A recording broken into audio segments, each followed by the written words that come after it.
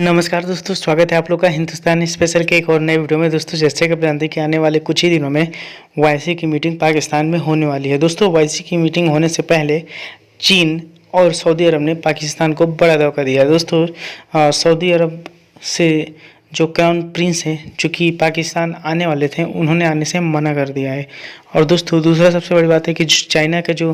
Foreign minister जो आने वाला था, वो भी अब वहाँ दौरा ना करके वो भारत के दौरे पे जा रहा है। दोस्तों, पाकिस्तानी मीडिया को बहुत ज़्यादा मिर्ची लग रही है, क्योंकि सबसे बड़ी बात है कि जो चाइना का फॉरेन मिनिस्टर है, वो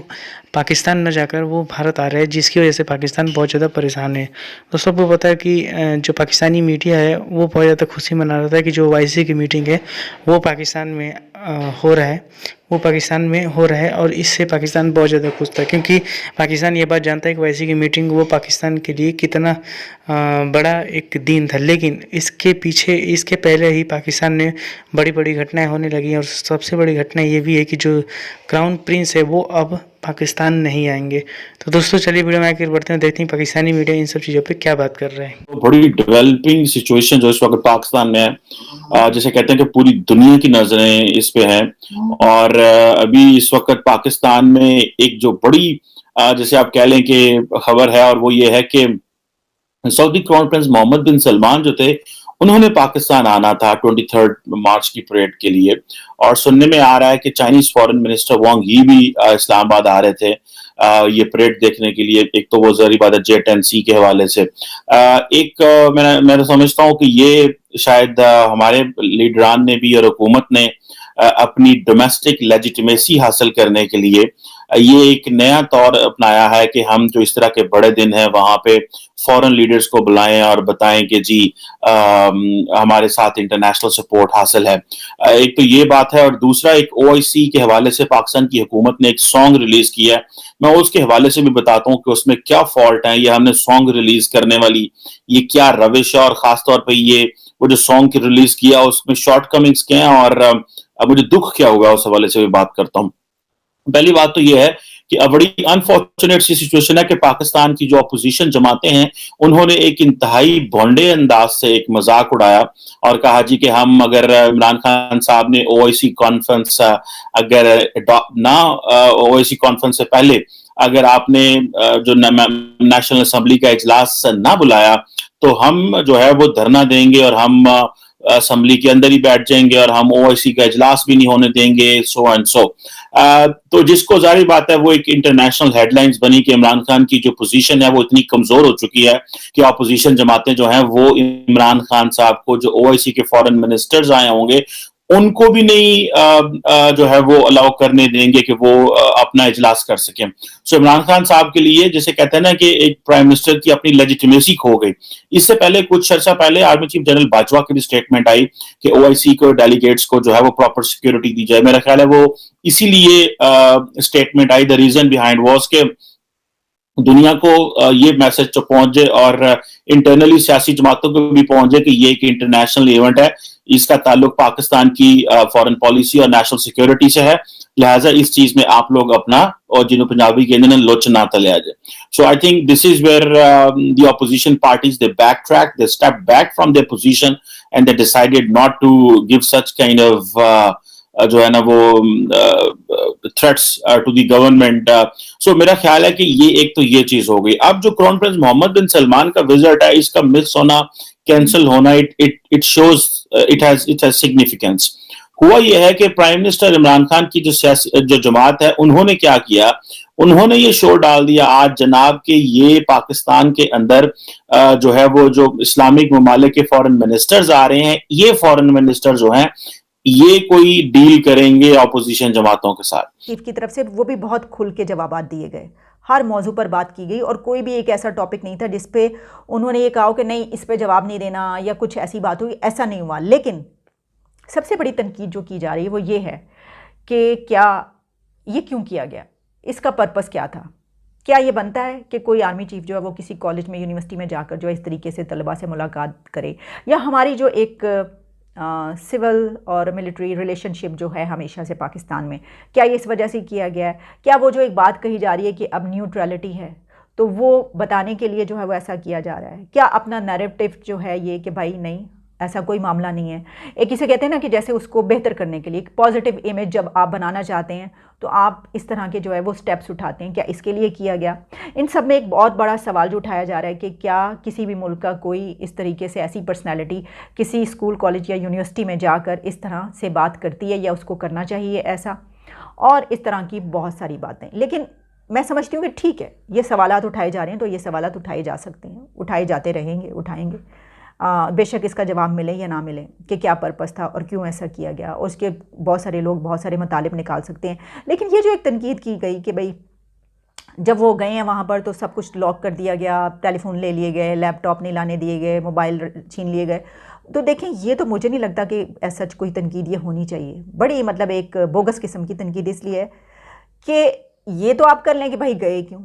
لیکن آپ اگر کوئی بڑی پرسنالٹی، اہم پرسنالٹی، کوئی ہائی پروفائل شخصیت کہیں پر ایسی جگہ پر جائے گی تو کیا وہ بغیر فول پروف سیکیورٹی کے وہاں پہ چلے جائیں گے؟ کبھی بھی ایسا نہیں ہوگا. کوئی ایک عام جو